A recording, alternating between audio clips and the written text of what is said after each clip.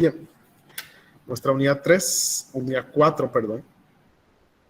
Nuestra unidad 4, que es posiblemente, creo que es la unidad más larga que tenemos, donde tenemos más contenido y más cosas para pensar y desglosar.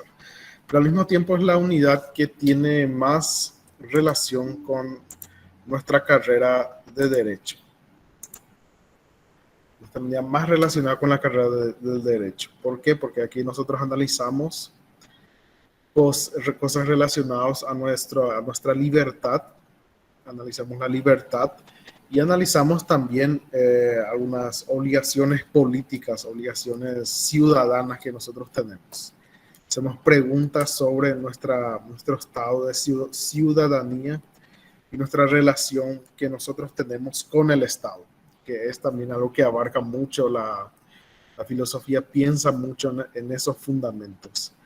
Y un fundamento muy importante es el fundamento en esta unidad, primera parte de la unidad, nosotros hablamos sobre el libre albedrío, que es básicamente la libertad que yo tengo para elegir. El libre albedrío es la libertad de elección, básicamente. O sea, el libre albedrío nace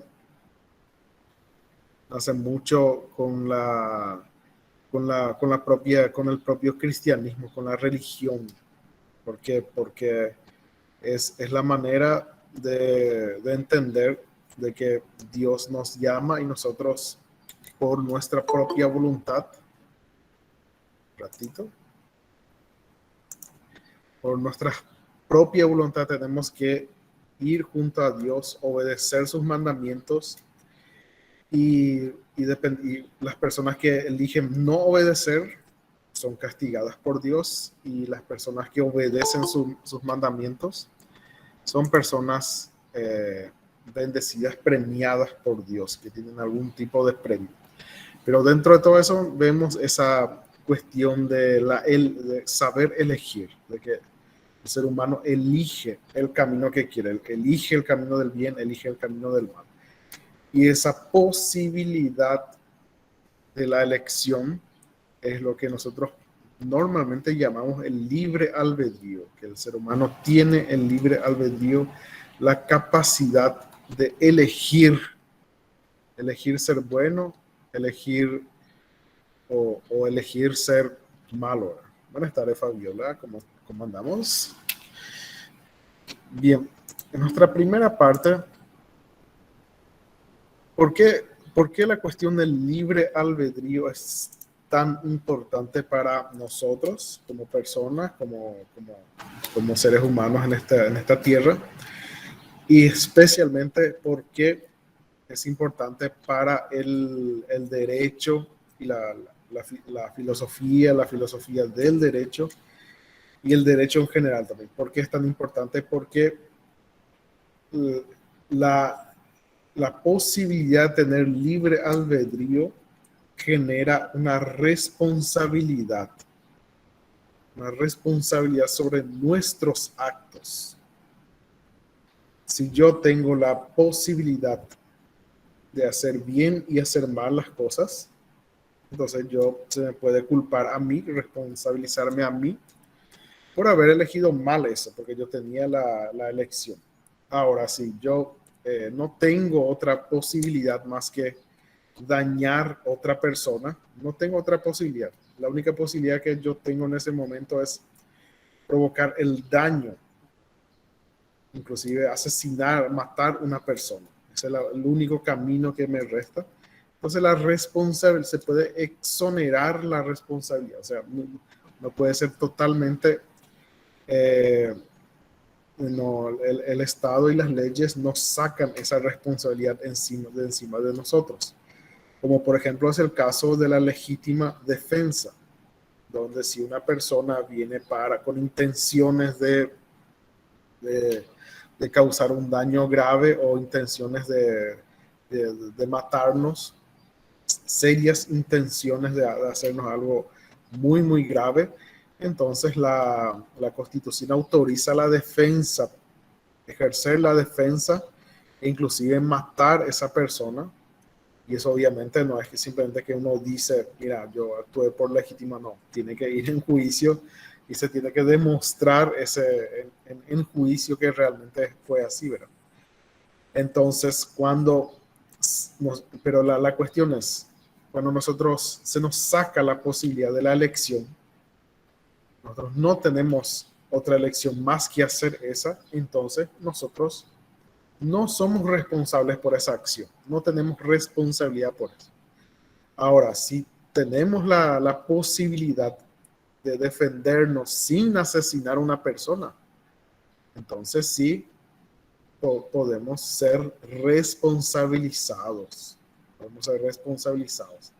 Si es solamente, si por ejemplo era una persona que no tenía ningún tipo de arma, que solamente con los puños nomás nos viene a enfrentar. Nosotros sacamos nuestra escopeta y le damos un tiro de escopeta en la cara. Hay una desproporcionalidad. Podíamos haber ejercido la defensa podríamos haber elegido una defensa sin la necesidad de asesinar a esa persona. Entonces, cuando yo tengo la elección, entonces sí soy moralmente responsable, yo soy legalmente responsable por las acciones que tomo. Ahora, si nosotros no tenemos esa elección, entonces no somos moralmente responsables, ni ante la ley no somos totalmente responsables. Entonces, un ratito. Este es el estado de la cuestión sobre el libre albedrío. Entonces, decidir o entender cómo funciona el libre albedrío nos da esa noción de que somos o no responsables por nuestras acciones. Esa es una pregunta importante para la filosofía y para el derecho. ¿Hasta dónde somos responsables por lo que nosotros hacemos? Porque la ley, el Estado, nos castiga, pero ¿en base a qué nos castiga? ¿Hasta dónde nos castiga? ¿Hasta dónde nos puede castigar? ¿Y hasta dónde nos puede responsabilizar por estas cosas? Bien, pero, eh, pero como dijimos al comienzo, el libre albedrío fue algo que nace dentro de las... Buenas tardes, Neji. El libre albedrío es algo que nace dentro de la religión, de la estructura religiosa, especialmente dentro del cristianismo. Por esta cuestión, ¿verdad? Porque el problema está que dentro del cristianismo, Dios es un ser tan poderoso, tan omnipotente, que Él simplemente puede obligarnos a ser buenos. Dios es tan poderoso que no nos puede simplemente decir, no, las acciones buenas serán estas, y nos obliga a cumplir esas acciones buenas por la voluntad divina. Si él es tan poderoso que puede hacer eso, pero la cuestión en la religión nos dice por qué Él no hace eso, porque simplemente no nos da no nos pone aquí a elegir entre lo bueno y lo malo. Y la respuesta obvia es que Dios nos regala el libre albedrío, que es la capacidad de elegir. Dios nos regala, es un regalo de Dios. Entonces, eh, lo que nosotros tratamos de analizar aquí es justamente un libre albedrío fuera del contexto, un poco fuera del contexto religioso, o entender cómo funciona, entender sus limitaciones fuera de ese contexto de la religión, ¿verdad? Para ver si ese mismo argumento, sacando un poco la cuestión religiosa, porque como sabrán, el Estado y la religión son cosas separadas, si bien tiene influencia cultural, etcétera, pero el Estado no puede fundamentarse en una religión. Eso está prohibido por la Constitución Nacional. Entonces tenemos que buscar un poco otras formas, otras argumentaciones o contraargumentaciones que nos digan si realmente este libre albedrío existe o no existe. ¿Y cuál es cuando nosotros analizamos el libre albedrío, nos encontramos con un grave problema, ¿verdad? Que el libre albedrío dentro del mundo natural, o sea, dentro de la naturaleza y de los otros seres vivos que conviven con nosotros en este planeta, para ellos el libre albedrío es inexistente, ¿verdad? O sea, dentro del mundo natural, el libre albedrío no existe. El libre albedrío solamente existe para nosotros los seres humanos, porque nosotros tenemos voluntad, tenemos el deseo de hacer determinadas cosas o de distinguir, tener distinciones morales, distinciones éticas. Como analizamos las unidades pasadas, de ver qué es bueno y qué es malo. Pero los animales, las plantas, los hongos o los peces en el mar, ellos no tienen capacidad moral o capacidad ética para saber, no, esto es bueno y esto es malo. O sea, ellos no tienen elección. Ellos son seres guiados por el instinto animal. ¿Verdad? Las plantas no eligen dónde crecer. O los animales, los carnívoros tampoco no eligen que si este otro animal fue bueno o fue malo y si merece o no vivir o morir. No. El carnívoro simplemente encuentra su presa, caza y come su presa. ¿Verdad? No tiene ninguna intención moral. El gato no tiene ningún tipo de intención moral al comer los ratones. ¿Verdad? Simplemente es su presa. Él no piensa que el ratón te va a traer enfermedades o que el ratón es un animal abominable o el ratón va a comer el alimento de los seres humanos o infectarnos con alguna cosa. Él no piensa en esas cuestiones de bondad o maldad.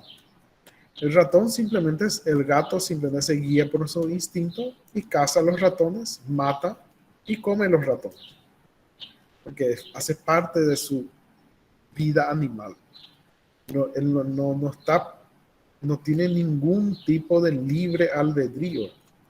Porque como dijimos, se interpreta siempre de que el libre albedrío es un regalo de Dios, pero un regalo dado exclusivamente a la humanidad, exclusivamente dado a las personas, solamente dado a las personas.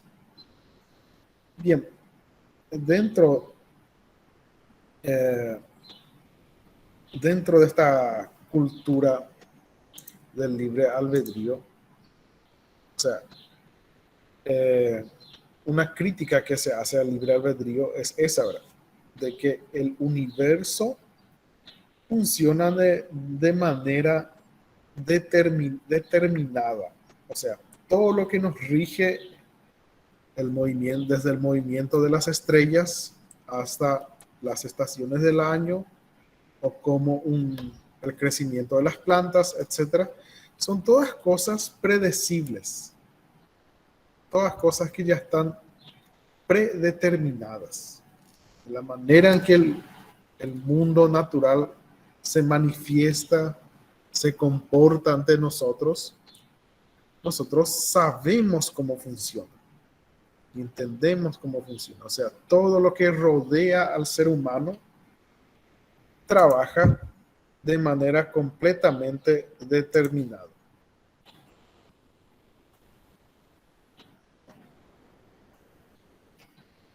Y eso es lo que no tiene mucho sentido. ¿No?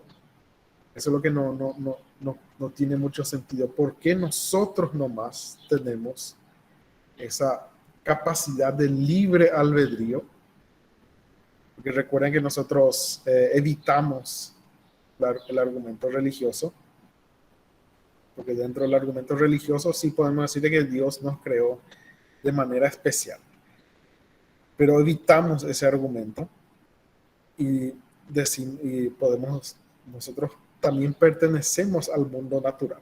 El ser humano es otro ser que vive en la tierra, igual que los otros mamíferos o entidades vivas que nosotros conocemos. ¿Y qué hace que nosotros tengamos ese regalo o que podamos tener eso de manera especial? ¿Verdad? Aquí esa es la pregunta. Entonces tenemos tres corrientes principales que hablan sobre el libre albedrío. La primera corriente es el determinismo. El determinismo que niega totalmente el libre albedrío. Para el determinista, el libre albedrío no existe. Es algo totalmente ajeno a nosotros. Tenemos el libertarismo. El libertarismo es la corriente que afirma la existencia del libre albedrío, de que sí realmente tenemos este libre albedrío. Y el compatibilismo, que dice que si existe o no existe el libre albedrío, no importa, pero existiendo o no, vamos a tener responsabilidad sobre ciertas cosas, ¿verdad? Compatibilismo en el sentido de que la responsabilidad moral con el libre albedrío o sin el libre albedrío son compatibles. No significa que uno simplemente por no ser responsable, o sea, por no tener libre albedrío, no significa que uno no tiene responsabilidad. Uno tiene responsabilidad aún sin tener el libre albedrío. Ese es el compatibilismo. Bien, empezamos a estudiar estas tres categorías, empezando por el determinismo. El determinismo. Como hicimos una introducción, el determinismo nos dice de que el libre albedrío no existe. ¿Por qué determinismo? Porque todo, para ellos, todo ya está determinado. Todas nuestras acciones, pensamientos, todas nuestras y el mundo, el universo que nos rodea son cosas totalmente determinadas, de que nosotros no tenemos elección y que la elección que nosotros tomamos son ilusiones. Es la llamada ilusión del libre albedrío, de que yo tengo la ilusión de que estoy eligiendo algo. Yo tengo eso es lo que se suele llamar así, ¿verdad? La ilusión del libre albedrío. Es como un ejemplo un ejemplo que uno puede dar es simplemente te ponen, por ejemplo, una persona te quiere elegir qué comer, qué vamos a comer. Entonces esa persona sabe de tus preferencias de comida, sabe qué tipo de comida más te gusta y te da 5 elecciones posibles de comida. Y todas las 4 comidas que esa persona pone en la lista son comidas que a vos no te gustan. No te va a gustar, definitivamente no te va a gustar. Pero la última, la opción número 5 es una comida que no te gusta tanto, pero le gusta a la otra persona. Y entonces direcciona tu elección. Vos tenés la ilusión de que elegiste qué comer ese día. Te da la ilusión de la elección. Te da la ilusión del libre albedrío. Pero en realidad ya estaba todo hecho, todo planeado para que vos elijas la quinta opción. Las otras 4, todo el sistema te hace trampa para que vos está en la opción, pero el sistema te hace trampa para que vos no elijas eso y elijas la opción que el sistema te dice que ese tenés que elegir. Y vos agarras eso y crees, tenés la ilusión de que elegiste por vos mismo que tomaste eso por elección propia. Bueno, en realidad tu elección ya estaba viciada, ya era una elección que ya estaba predeterminada, una elección determinista, o elección determinada. Bien, el ejemplo también que nos daba aquí es el ejemplo del cañón. Dentro del mundo de la naturaleza, cuando uno, por ejemplo, pone en este ejemplo un cañón frente al mar y dispara ese cañón, va a caer en un lugar, o sea, el proyectil del cañón.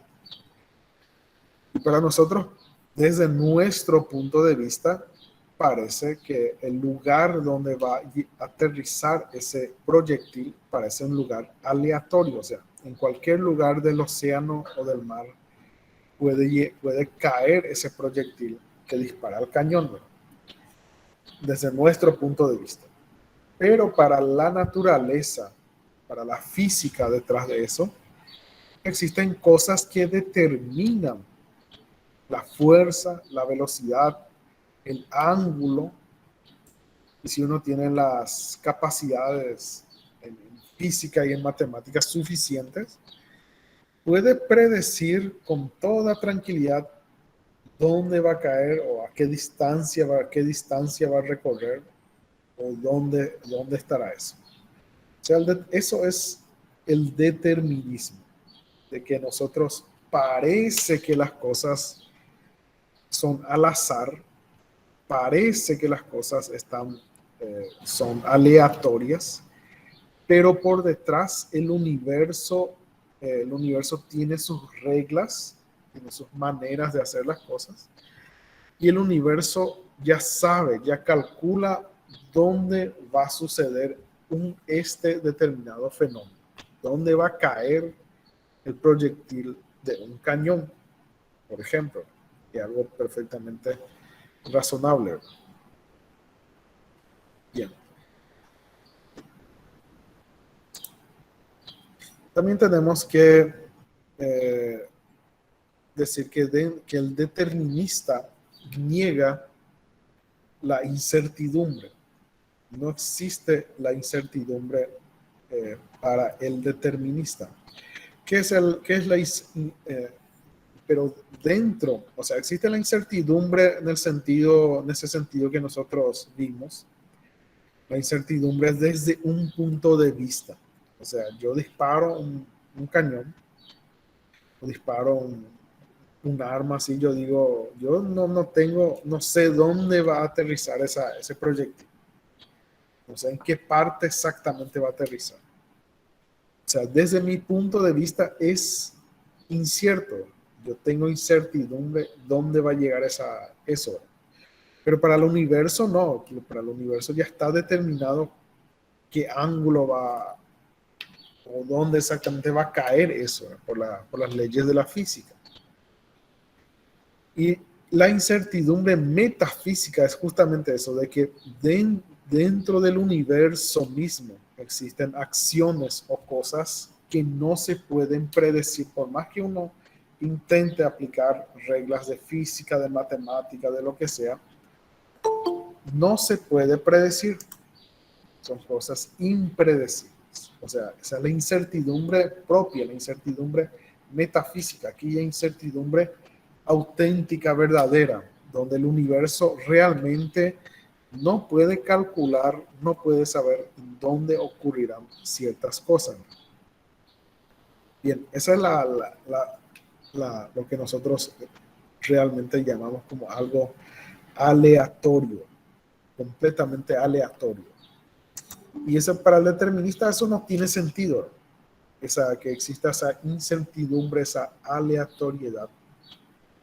No le gusta eso, ni no trabaja con eso, y niega que eso exista. Porque por el ejemplo que tenemos es cuando uno cocina fideos, ¿verdad? O cocina cualquier cosa, ¿verdad?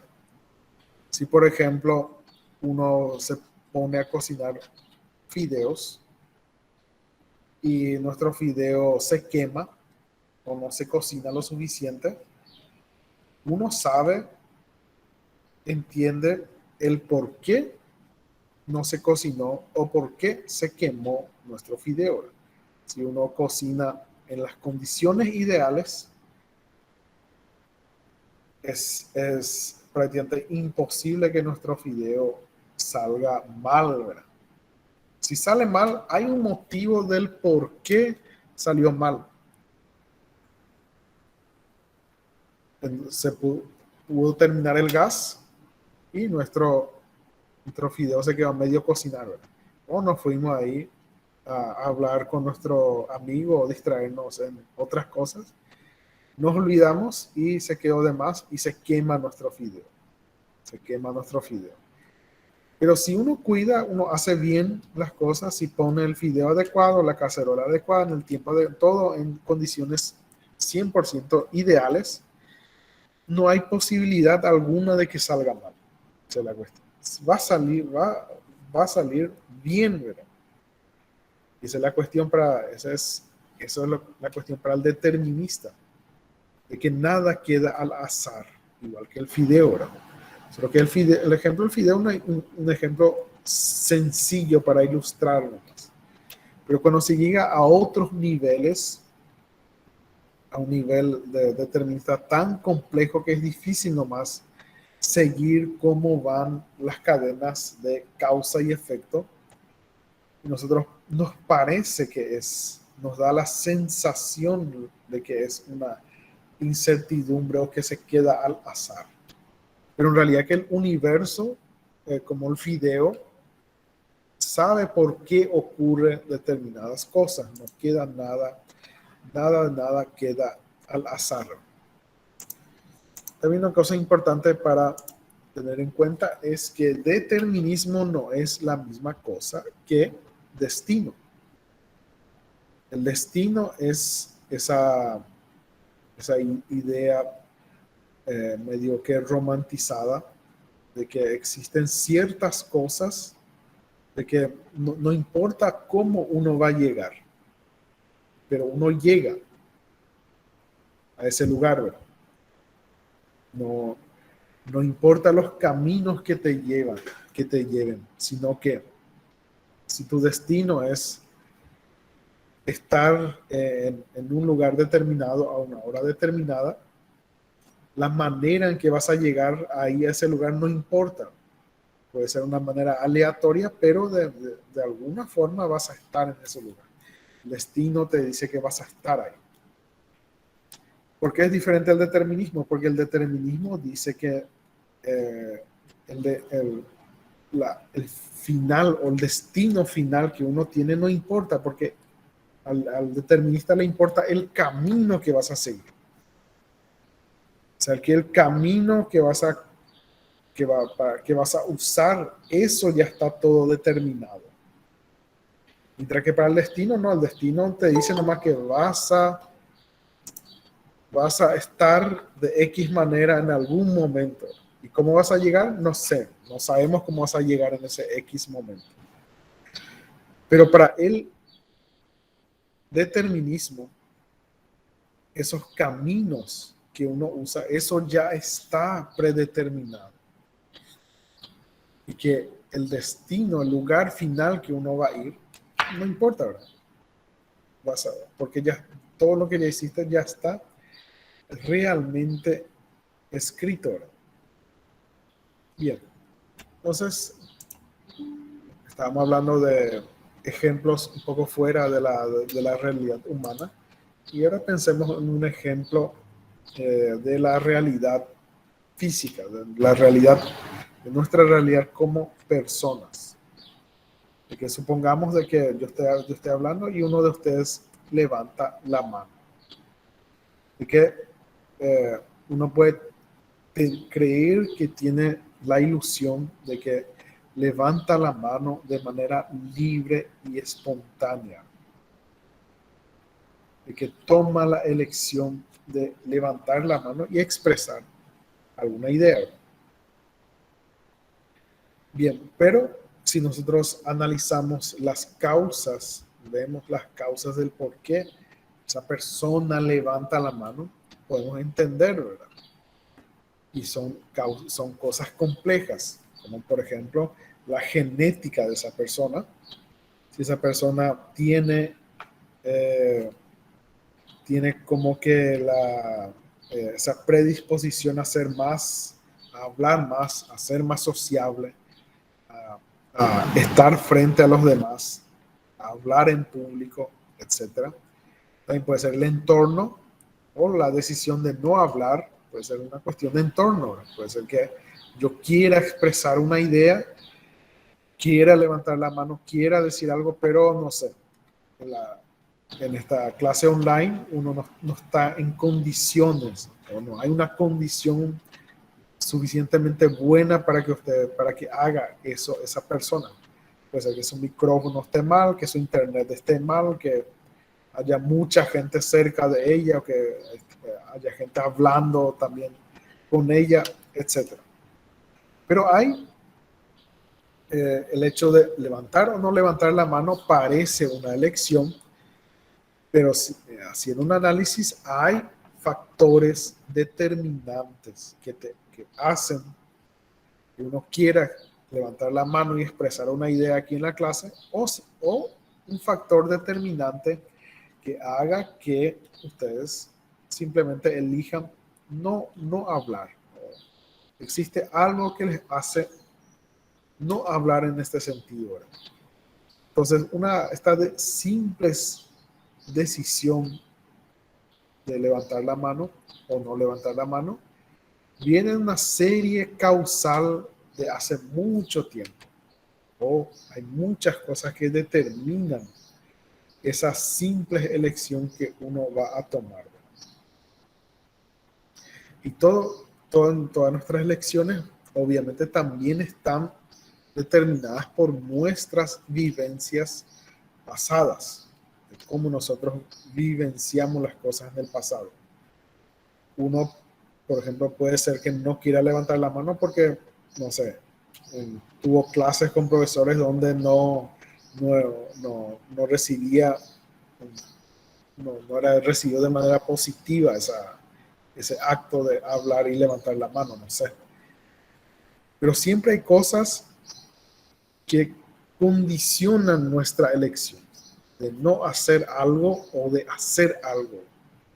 Y eso es lo que dice el determinismo, de que nuestras acciones aparentemente son libres, aparentemente están dotadas de libre albedrío, pero son acciones que el universo determina, son acciones determinadas por cosas externas a nosotros, o cosas que nosotros no controlamos.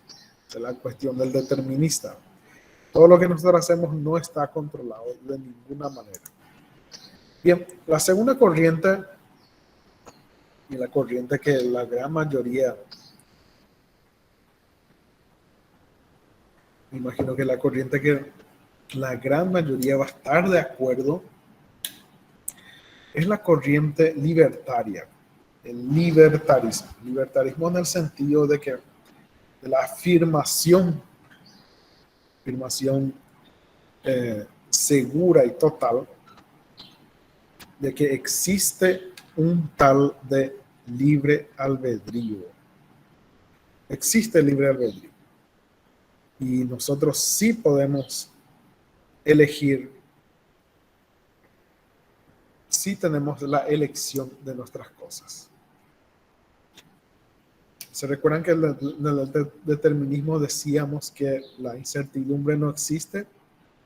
Pero recientemente en la naturaleza se descubrió que la incertidumbre, una auténtica incertidumbre existe, que es dentro del mundo de la mecánica cuántica. ¿Cuál es el mundo de la mecánica cuántica? Es el mundo de las partículas subatómicas, partículas menores que un átomo. Las partículas menores que un átomo se comportan de manera totalmente ilógica para nosotros. Tiene su propia lógica. Y la lógica normal no se aplica a la mecánica cuántica. Por ejemplo, una, una partícula subatómica puede desaparecer y puede reaparecer. Desaparece del universo mismo y reaparece en otra parte. Lo que no que desaparece en Cruz y aparece y reaparece en Asunción, no. Son distancias muy pequeñas, distancias menores que un átomo. Pero en sí se demostró de que hay partículas subatómicas que desaparecen del universo, de nuestro universo, desaparecen de nuestro y reaparecen en otro lado. Y eso no tiene lógica para nosotros, porque siempre algo tiene que ir a algún lado, ¿verdad? No puede desaparecer totalmente. O experimentos donde una partícula subatómica es lanzada a dos agujeros y cuando se mide por cuál agujero pasó esa partícula, uno encuentra de que la partícula pasó por los dos agujeros. Y uno puede pensar, bueno, si pasó por los dos agujeros, pasó por uno primero y después pasó por el otro enseguida, ¿verdad? Eso es lo lógico para pensar, ¿verdad? Pero cuando se ven los datos, se encuentran que esa partícula subatómica pasó por los dos agujeros al mismo tiempo. No tiene lógica. Nosotros vemos que son cosas realmente aleatorias, realmente dotadas de azar, de aleatoriedad. O sea, el libertarismo dice que ese determinismo de que el universo sabe que va a ocurrir tal cosa, X cosa, no es del todo cierto. O sea, cuando nosotros no queremos, el libertario no quiere el azar, el libertario no quiere eh, no quiere que sea aleatorio, no quiere que nosotros vivamos en la aleatoriedad, quiere la libertad. Pero este argumento es contra el determinismo, que nos dice que todo está determinado. No, hay cosas que no, que la ciencia demuestra, existen cosas que no están determinadas. Ese es nuestro punto de partida nomás, pero el, el libertario no piensa en ese término de que, bueno, entonces todo está supeditado al azar. Y entonces dentro del libertarismo es muy fuerte la tentación de apelar al argumento religioso. ¿Cuál es el argumento religioso? El argumento religioso es que Dios creó al mundo, Dios creó al ser humano y Dios dotó al ser humano de libre albedrío. Porque Dios quiere saber si nosotros vamos a obedecerle o amarle de manera auténtica, sin obligar. Dios no nos quiere obligarnos a ser buenos, ni obligarnos a amarle sin... no quiere que tengamos, Él quiere que nosotros demostremos, que elijamos ser buenos por nosotros mismos. Ese es el argumento religioso. Pero el problema es que el argumento religioso tiene algunos problemas. Un problema que podemos identificar del argumento religioso es que el argumento religioso no es explicativo. O sea, el argumento religioso dice, bueno, Dios dio libre albedrío al hombre porque sí, porque fue voluntad de él en ese momento. Pero, ¿y dónde está el resto de la explicación? No hay resto de explicación. Es la voluntad de Dios y punto final. Él quiso hacer eso y ya está, ¿verdad? No hay un motivo, no se ven otros motivos. El motivo que dijimos son como que pensamos nomás de que tal vez ese sea el motivo de Dios.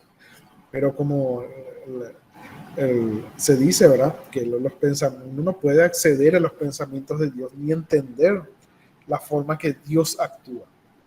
Entonces simplemente aceptamos de que Dios nos dio libre albedrío, porque sí, porque fue su voluntad.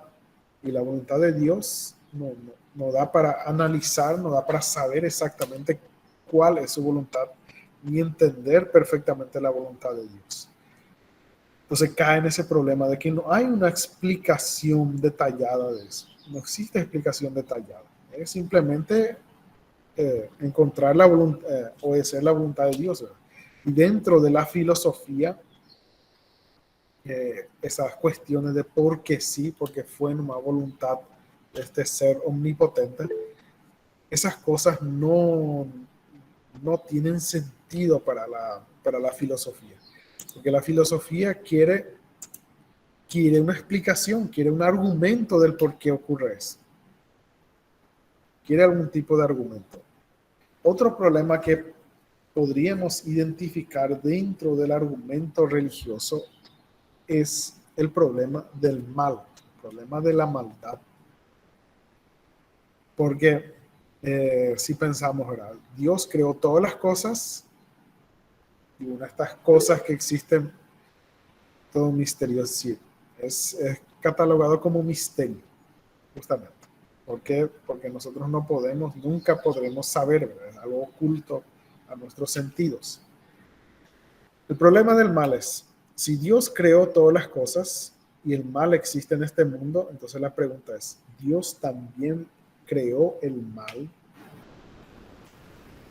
Dios que es amor, que es bondad, creó el mal también. Es una pregunta difícil. Entonces Dios, que es un ser tan grande, tan poderoso, tan omnisciente, que sabe de las cosas, que sabe de todo, ¿por qué no evita toda esta maldad? Ya que Él tiene ese poder. Entonces ahí hay otro problema. Tenemos otro problema. Entonces cuando los libertarios hablan de libre albedrío, siempre tratan de evitar un poco el argumento religioso, por esos dos motivos, porque no explica bien las cosas, no hay una explicación buena, sólida, ni tampoco los filósofos libertarios no saben explicar muy bien el origen del mal o por qué Dios permite el mal en el mundo, ¿no? Ya que Él es un ser tan poderoso. O sea, estas cuestiones para el libertarismo, estas cuestiones, si bien están dentro, obviamente están dentro de su sentido, estas cosas no, ellos evitan apelar a este argumento religioso de Dios, ¿verdad?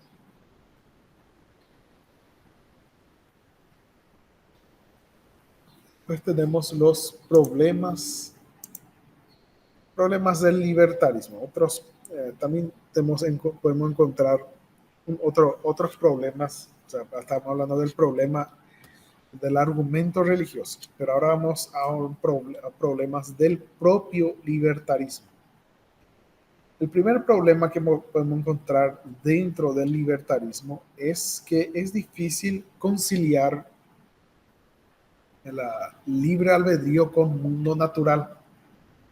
Porque como dijimos, el mundo natural tiene sus reglas, tiene la física, la matemática detrás de eso, que podemos entender y podemos saber cómo van a ocurrir X o Z fenómenos y, y cómo compatibilizar eso con el libre albedrío del ser humano.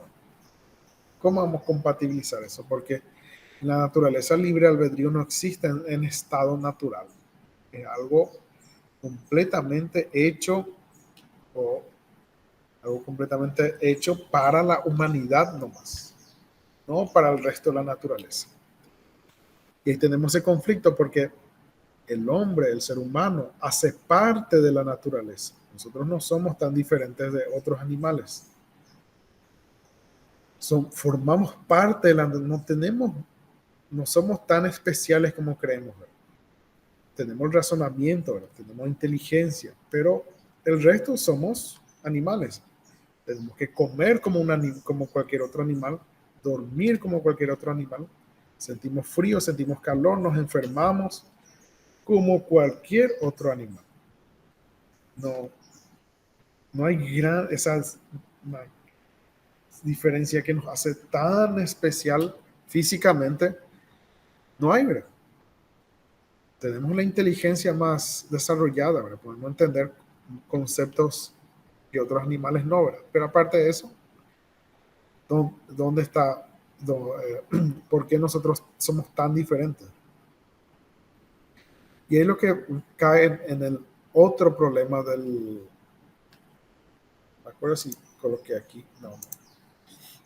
Cae en el otro problema del libertarismo, que es justamente eh, que es cuando nosotros razonamos demasiado las cosas, entonces encontramos cosas que nos determinan eso. Como por ejemplo, nosotros podemos estar aquí intentando ingresar en la carrera de Derecho, pero de repente ustedes que están ahí del otro lado, en realidad no querían estudiar Derecho, querían estudiar Medicina o Arquitectura, o querían estudiar, no sé, diseño gráfico, alguna cosa así. ¿Y qué pasa? Que arquitectura es muy caro, de repente no hay en mi ciudad, yo no tengo dinero para ir, son clases diurnas, ¿quién me va a solventar nadie va a pagar la universidad por mí? Y uno piensa, no, contabilidad no me gusta porque no me doy bien con los números, análisis de sistema la misma cosa, y bueno, me resta la carrera de Derecho.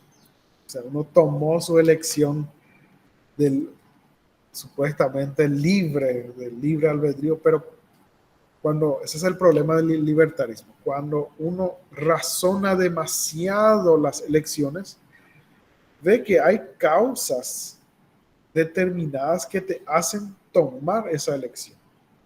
De que uno vino aquí a estudiar Derecho por X motivo, de que los motivos que te llevaron a estar aquí son motivos determinados, no son motivos que vos tomaste de manera libre, totalmente libre.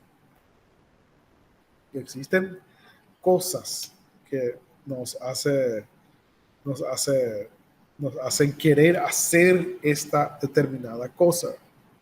Eso es lo que es el problema del libertarismo. Bien, la otra corriente que tenemos es la corriente del compatibilismo. Corriente del compatibilismo. ¿Qué, lo, ¿Qué son compatibles para ellos? Son compatibles la responsabilidad que nosotros tenemos con la ausencia del libre albedrío. O sea, lo que el compatibilismo dice es que si tenemos o no libre albedrío, no importa. No importa. Uno eligió esto o eligió aquello, no importa porque no, igual nomás vas a tener sí o sí responsabilidad. Vas a ser responsable por las cosas que hiciste, aunque, aunque, tenen, aunque no tenías elección, aunque no tenías elección de hacer eso. Igual nomás tenés cierta responsabilidad por las cosas que hiciste. Un ejemplo que ocurrió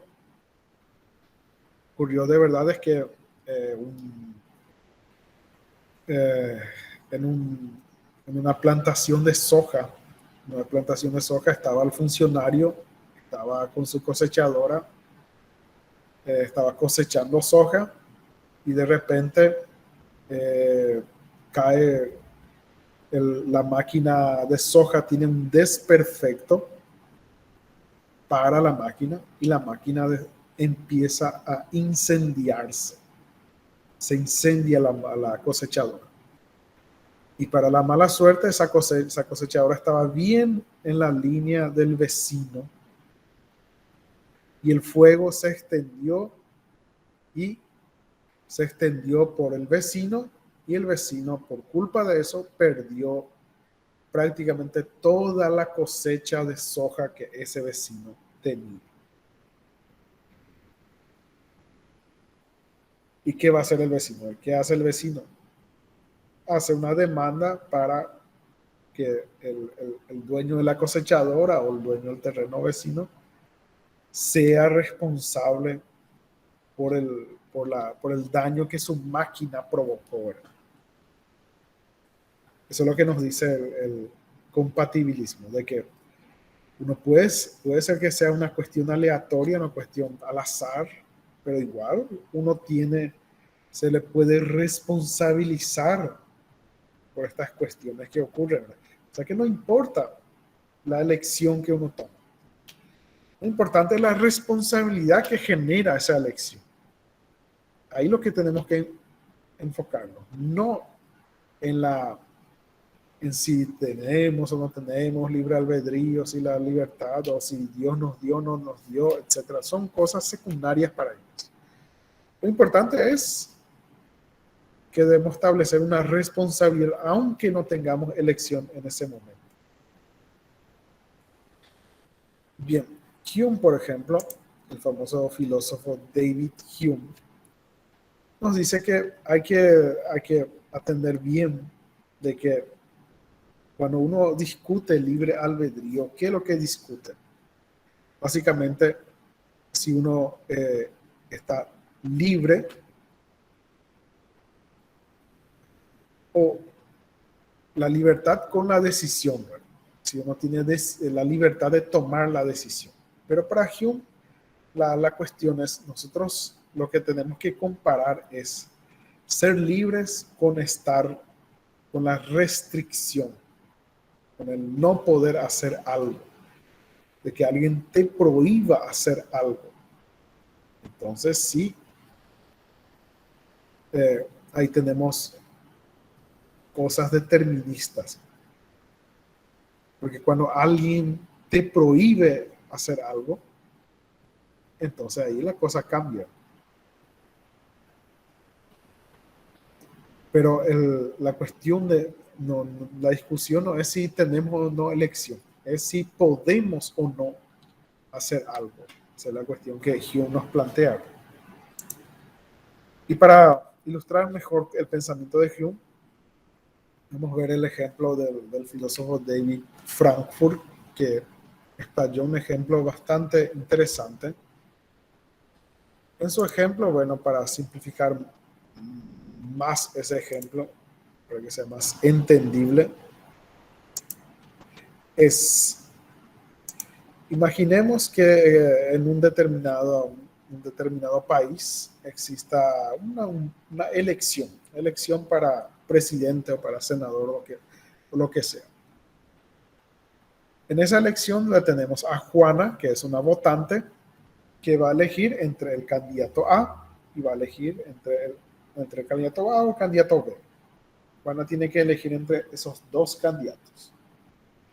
Y supongamos que existe un científico malvado que encontró la manera de influir en la decisión, influir en el cerebro de Juana y cambiar su decisión. Y este científico quiere que Juana vote por el candidato B. Entonces, si Juana en el momento del voto se vaya en la urna y vota por el candidato A, su intención es de votar en el candidato A, el científico va a tocar algo en su cerebro y esa Juana va a votar en el candidato B. Pero si Juana va allá y su intención es votar por el candidato B, entonces el científico no va a hacer nada, simplemente se va a quedar tranquilo más. Entonces Juana no tiene elección, ella de alguna manera, de todas las maneras posibles, va a votar por el candidato B, no tiene elección. Llega el día del voto y se va a votar y Juana va y por su propia decisión vota por el candidato B. Entonces el científico no hace nada, simplemente le queda observando nomás cómo Juana vota en el candidato B, no hace nada. La pregunta es, ¿Juana tiene o no responsabilidad por haber votado en el candidato B? Porque ella no tiene elección. Pero ella por su propia voluntad se fue y votó en el candidato B. Entonces, para él, lo que ilustra ahí, obviamente, si ella se fue y votó por ella misma, va a tener, sí, ¿verdad? Va a tener responsabilidad porque ella votó por ella, a pesar de no obtener elección. Ella es responsable, sí, porque ella tomó esa decisión por ella misma. Esa es la cuestión para para el compatibilismo. Para el compatibilismo nos dice que no importa la ausencia de elección, si vas a tener opciones o no tener opciones, no importa. Como el ejemplo que dimos, ¿verdad? De que tu amigo te dice, hay 5 comidas para elegir, 3 son un asco y solamente una la que es razonable. Entonces yo voy a elegir, no, dame esa, dame la que está mejorcita. Y uno va y, bueno, yo elegí, ¿qué puedo hacer? Yo soy responsable, yo pago, sí, toma la plata, yo pago por la comida que yo elegí, porque soy responsable. La elección no existió elecciones posibles, pero sí existió una responsabilidad por esa elección que yo supuestamente tomé. Eso es lo que dice el compatibilismo, de que eh, no importa el libre albedrío, no importa aquí el libre albedrío de Juana, no importa si ella tiene la libertad de elección, no importa eso. Lo importante es que ella es responsable por la elección que toma. Después tenemos el determinismo duro o determinismo metafísico, que se distingue un poco del determinismo normal que nosotros ya estudiamos, ya vimos. El determinismo normal, en donde existen cierta libertad, nosotros tenemos cierta libertad, pero para el determinista duro o el determinista metafísico nos dice que nosotros no tenemos ninguna libertad y tampoco no tenemos ninguna responsabilidad. Esa es la diferencia. Nosotros no somos responsables de nada, porque nuestra vida, nuestras acciones, nuestros pensamientos están completamente determinados por una fuerza externa a nosotros y por lo tanto no podemos ser responsables. Obviamente, como ven, una corriente que pasa de los límites, que es se extralimita en ese sentido de eximirnos de toda responsabilidad, de que uno puede encontrar un motivo determinado, entonces no ser responsable por nada de lo que hizo en esta vida. Obviamente, una corriente que no tiene mucho sentido. Y los propios deterministas en ese extremo, ellos mismos son muy pocos y normalmente no se le da ninguna razón, ¿verdad? No hay ningún razonamiento que ampare esa clase y ahí nos preguntamos entonces, ¿qué podemos hacer si yo soy un determinista a ese nivel? Simplemente yo respondo vivir una vida práctica nomás, vivir una vida práctica, pero no se ve tanto sentido en el razonamiento de este determinismo extremadamente duro, ¿verdad? Porque parece que nosotros vivimos, no sé, estamos viviendo en una película ya hecha, ya filmada y guionizada. Estamos nomás repitiendo lo que el guión de una película. Entonces, no tenemos ninguna elección. Los personajes dentro de una película no tienen elección alguna, ¿verdad? Ya se filmó, ya se grabó, y cuando uno pone para tocar esa película ya está ahí, ¿verdad? ¿Son de verdad responsables los personajes de esas películas por las acciones que ellos toman? No, ¿verdad? Porque otra persona, una fuerza mayor, los productores, los guionistas, lo que sea, hicieron de esa manera y tienen que obedecer el guión, ¿verdad? No tienen alternativa de escapar fuera de ese guión, ¿verdad? Pero en sí, ellos son responsables de las acciones que realizan dentro de la película. No, ¿verdad? No son no son responsables. Y hay gente muy loca en este mundo que, por ejemplo, no le quiere a un personaje de una película y, por ejemplo, empieza a atacarle al actor o la actriz de esa película. Ocurrió muchas veces ya eso. Que hay grupos de gente que no le quiere a un determinado personaje, empieza a mandar mensajes de odio al actor o la actriz que hace ese determinado personaje. Que no entiende, ¿verdad? Que el mundo no tiene responsabilidad, porque el mundo en que ese personaje vive, un mundo realmente de determinismo duro, determinismo extremo, ¿verdad? Pero como ven, comparar nuestra realidad con una película no tiene mucho sentido. No tiene sentido porque este es el mundo real, no es un mundo hecho o filmado dentro de una película.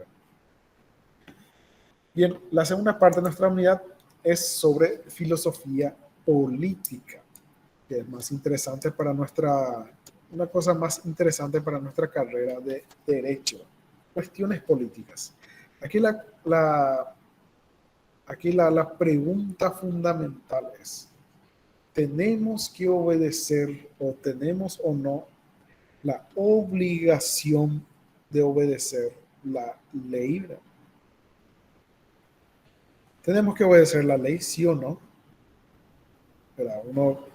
Uno dirá, por supuesto que sí, porque si no la policía va a venir y nos va a hacer obedecer a la fuerza. Pero eh, tenemos que puntuar, sí, ¿verdad? Tenemos que hacer algunas distinciones antes que digan en coro que obviamente que sí, porque si no la policía nos va a dar un- un- nos va a venir, nos va a llevar preso, un juez nos va a condenar y vamos a estar ahí, quién sabe, pagando condena en la cárcel, ¿verdad? Nos puede costar la libertad y Nos puede todo. costar libertad, ¿verdad? Entonces uno puede decir, no, pero ¿para qué vamos a discutir eso si ya está todo, ¿verdad? Si hay una fuerza muy superior a la nuestra, que es la fuerza del Estado, la fuerza del Estado muy superior a la nuestra, ¿verdad? El Estado tiene miles de policías, miles de funcionarios judiciales, miles de fiscales, jueces, etcétera. Y yo soy una persona nomás, ¿verdad? Yo no puedo contra la fuerza del Estado. Yo solito no puedo. No puedo luchar contra el ejército, la policía, la fiscalía, los jueces y todos los millones de funcionarios que el Estado paga para, para, para, para reprimir nuestras malas acciones. Bien, pero aquí nosotros tenemos que entender algunas cosas, ¿verdad? Nuestro Estado básicamente nos exige muchas cosas. Nos exige cumplir, nos exige obedecer las leyes, nos exigen pagar impuestos, nos exigen tener en cuenta ahí las reglas de tránsito, y hay varios y extensos códigos y más códigos, leyes y leyes que nos hacen que que ellos nos imponen para que nosotros hagamos eso de determinada manera. Inclusive nos puede obligar a ir a la guerra, etc. Bien, pero para nosotros, para la filosofía, es entender el por qué yo tengo que obedecer la ley. Y indirectamente es una pregunta, el por qué yo tengo que obedecer al Estado. ¿Por qué yo tengo que hacer lo que el Estado me dice? ¿Por qué yo tengo que hacer lo que el Estado me dice? Bien, y ahí para entender eso tenemos que entender dos conceptos. La obediencia a la ley no es la misma cosa que el cumplimiento de la ley. Cumplir la ley, o sea, nosotros estamos hablando de lo que en la cabeza de ustedes está, no es la obediencia, es el cumplimiento de la ley. ¿Cuál es la diferencia? Cumplir la ley, para cumplir la ley, el Estado usa la fuerza.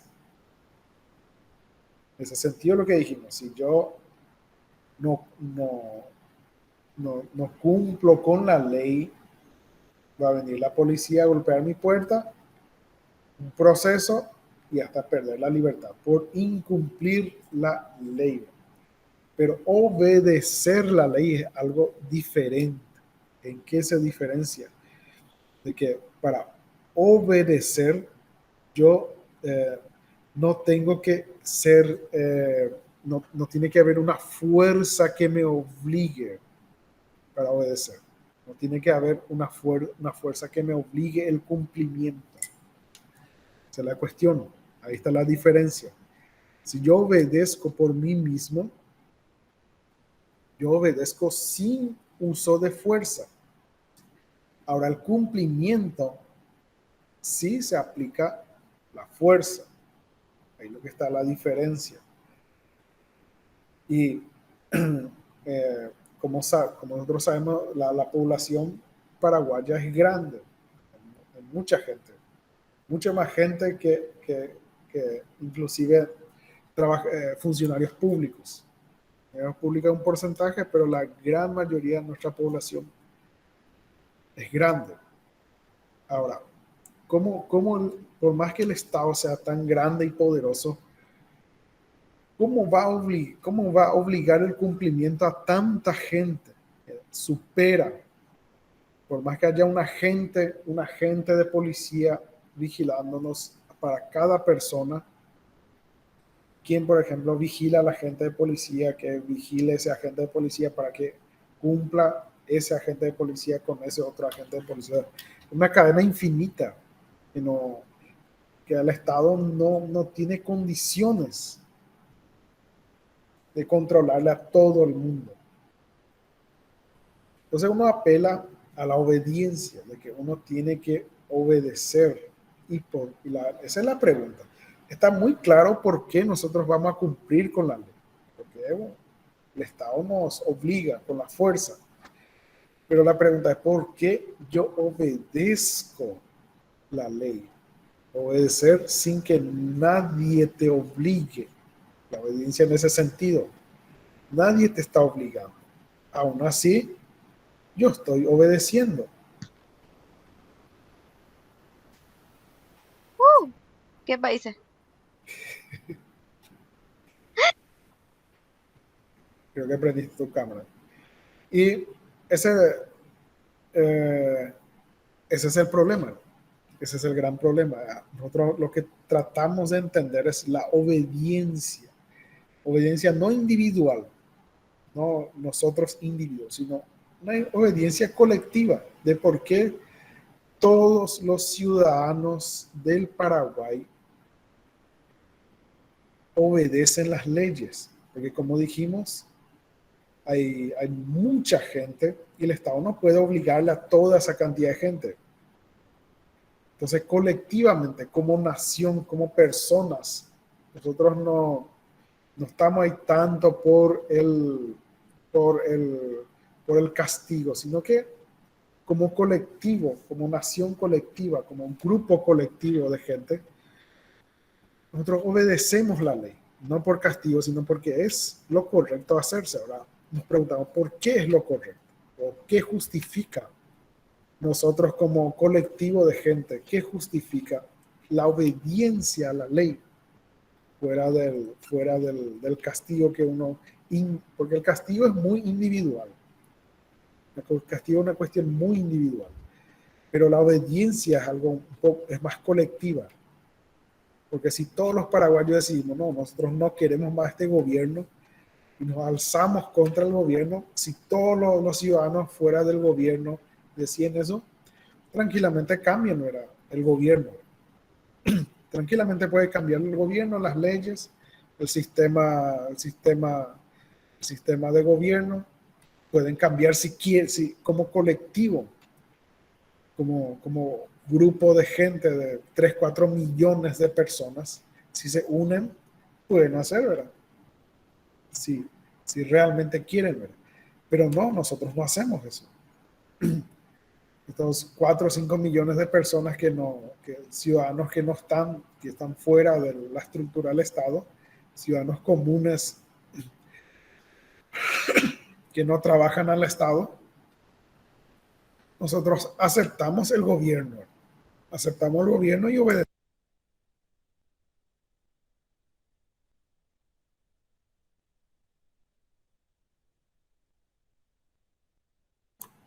Bien,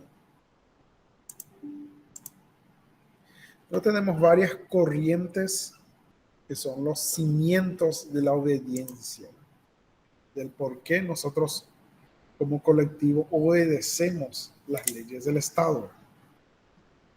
La primera de ellas es por la llamada gratitud.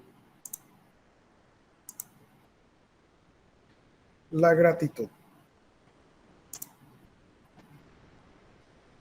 La gratitud ya desarrollada por Platón en, en otras en otra obra muy importante, en el Critón, en donde en uno de los famosos diálogos de Platón, donde Sócrates habla de esta cuestión, donde dice que uno tiene que ser grato a los beneficios que el Estado nos da, ¿verdad? Porque nosotros estamos hablando solamente de castigo, pero el Estado también nos da beneficios, nos da caminos, nos da acceso a salud, educación, etcétera. Entonces uno tiene que demostrar gratitud a todas esas cosas que recibe del Estado. El otro sistema que nosotros usamos es el de que puede pensar, es de la gratitud o beneficio. O sea, ya hablamos de eso. El otro era el consentimiento. El consentimiento, donde es una famosa teoría que se llama el contrato social. Cuando uno hace un contrato cualquiera, uno da su consentimiento a contratar. Por ejemplo, si yo quiero vender un auto o quiero vender mi auto, entonces yo voy en una escribanía, hago un contrato, esa persona me paga lo que yo le pido y yo le doy ese auto. Pero nadie me obliga, ¿verdad? Si, por ejemplo, esa persona me hace firmar ese contrato bajo amenaza con una pistola en la cabeza, ese contrato no vale porque no tiene consentimiento. No tiene consentimiento auténtico, verdadero. Es un consentimiento violento, basado en la violencia. Eso no se puede hacer, ¿verdad?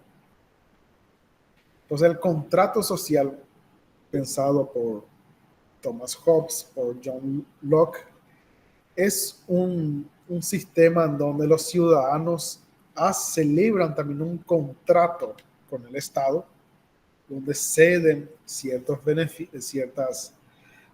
beneficios o ciertas libertades a cambio de recibir otros beneficios que el Estado les da. O sea, uno se somete al Estado, pero con la idea de que ese Estado te dé algo a cambio. Y en ese contrato social uno da el consentimiento, o sea, uno está aquí en el Paraguay, vive bajo estas reglas, porque da un consentimiento para que el Estado haga eso. Esa es la idea. Pero obviamente este sistema tiene problemas, ¿verdad? Como uno ya puede pensar, ¿verdad? Un problema que puede surgir es que no hay el consentimiento de suficientes personas. Veamos las elecciones, por ejemplo, elecciones presidenciales o lo que sea. ¿Cuántos ciudadanos cuántas personas viven en el Paraguay? ¿Y cuántas personas votaron en las elecciones? Y ahí uno ve que no, votó 40% de la población paraguaya. Entonces uno piensa, bueno, si tan poca gente votó, ¿por qué tiene que ser legítimo el gobierno que elige? O sea, no hay un consentimiento. Uno puede cuestionar de que no hay cuánta gente es necesario o cuál porcentaje es necesario para que nosotros demos el consentimiento al Estado. O puede ser que un grupo de gente no da el consentimiento al Estado. El segundo problema que tenemos es no se puede negar el consentimiento al Estado, ¿no? El consentimiento tiene esa característica de que uno puede decir sí, decir no. En el caso de la venta del auto, uno puede, si uno te obligan solamente a decir no y no existe la posibilidad, o sea, te obligan a decir sí, a aceptar ese contrato y no existe posibilidad de decir no, entonces no, es un consentimiento bueno, razonable. Y el problema del consentimiento con el Estado es que no se puede negar el consentimiento. Yo no puedo decir, yo no puedo llegar a la policía y decir, no, yo no reconozco la autoridad, tu autoridad como policía. O frente a un tribunal decir, yo no reconozco la autoridad tuya como juez. Uno no puede decir eso, ¿verdad? La ley prohíbe eso. No se puede. El problema de este sistema del contrato social del consentimiento. La tercera vía es el tercer problema que podemos encontrar. Bueno, podemos crear un mecanismo para que la gente niegue el consentimiento o mismo si acepta, la gente puede dejar de dar su consentimiento. No es necesario que sea algo vitalicio. No da su consentimiento hoy, pero mañana puede retirar su consentimiento. Pero crear esos sistemas de negar consentimiento va a crear una vía de escape fácil a la ley, de que uno dice, bueno, la policía, cuando yo tengo un problema con un vecino, no sé, yo le llamo a la policía y le digo, policía, acá mi vecino está creando problemas. Viene la policía y te ayuda para controlar a tu vecino problemático. Y ahí al día siguiente o comete una infracción y te viene la policía y dice, no, yo no acepto, no acepto tu autoridad como policía. Pero ayer vos aceptaste porque te ayudó con tu vecino. Y hoy vos no aceptás porque el problema es contigo. O sea, aceptar y negar el consentimiento, la posibilidad, la negación del consentimiento, crea un escape muy fácil de la ley. O sea, otro problema que nosotros podemos encontrar. La otra vía que nosotros podemos ver es la vía por justicia, porque es lo justo hacerse. Porque cuando nosotros vivimos en este estado, en esta nación, es justo por los beneficios, por todo lo que yo recibo, es justo de que yo también retribuya al Estado todo eso que yo recibí. Porque sería injusto que yo tenga tanto solamente los beneficios. Solamente acepte cuando hay beneficio y niegue cuando tenga una carga que cumplir. Sería injusto eso, ¿verdad? de ese punto de vista. Entonces, por justicia yo tengo que obedecer la ley porque es lo justo hacerse en ese momento. Como por ejemplo, cuando un ejemplo simple puede ser que uno eh, vive en una casa con unos amigos, entonces los amigos se reúnen y dicen, bueno, tenemos 7 personas viven en esta casa, entonces cada día de la semana a una persona le va a tocar la limpieza. Lunes fulano, martes sultano y así. Cada uno le va a tocar un día. Y uno dice así, no, yo no quiero limpiar, yo no limpio. Yo no quiero hacer. Y el otro dice, ah, no, yo tampoco no quiero hacer. Si él lo hace, yo también lo voy a hacer. Y es injusto, ¿verdad? Es injusto de que los demás tengan que hacer el trabajo de los otros. No hay justicia en eso. Entonces, lo justo es que cada uno se reparta la carga de trabajo y haga bien las cosas.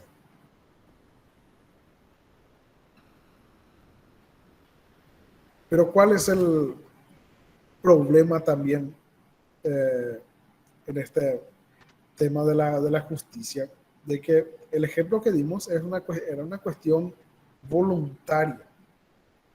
O sea, si yo quiero nomás, yo hago esto. O sea, hay yo debo tener la libertad de elección también, de participar o no de esta casa, de vivir en esta casa, de hacer estas cosas. Yo tengo que tener la elección, o si no, también es algo completamente injusto, de que se me imponga. Ese también tiene ese sentido, de que no existe consentimiento verdadero también en esta teoría de la justicia, de por qué nosotros tenemos que obedecer al Estado. Bien, supongamos que ninguna de las teorías, ninguna de las líneas de pensamiento nos dan un resultado satisfactorio. Ninguna es satisfactoria. Entonces, ¿qué sucede si nosotros no logramos resolver este problema? Nosotros vamos a caer en lo que se llama el anarquismo. ¿Qué es el anarquismo? Pero un anarquismo filosófico, porque existe el anarquismo político. El anarquismo político dice que el Estado no puede obligarnos a hacer las cosas. El Estado no tiene que entregar todo en las manos de los particulares, ¿verdad? Pero el anarquismo filosófico dice, ¿verdad?, de que el anarquismo filosófico dice que uno puede hacer lo que quiere, ¿verdad?, sin que nadie te obligue, sin que nadie te diga nada, ¿verdad? Pero esa es la cuestión, ¿verdad?, de que nosotros no queremos eso, no queremos el caos, no queremos ese eh, anarquismo filosófico. Nosotros queremos orden, bienestar, etcétera. Y para lograr como comunidad, para lograr ese orden, ese bienestar, tenemos que resolver ese problema del por qué tenemos que obedecer la ley. Bien, gente, espero que hayan entendido y escuchado nuestra clase.